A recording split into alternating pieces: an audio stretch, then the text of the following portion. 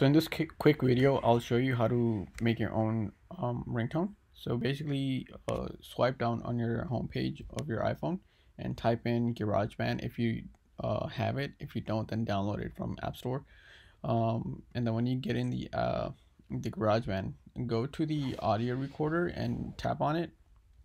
And first, you want to click on the blue button on the right, the middle section, and then the third button on the left side.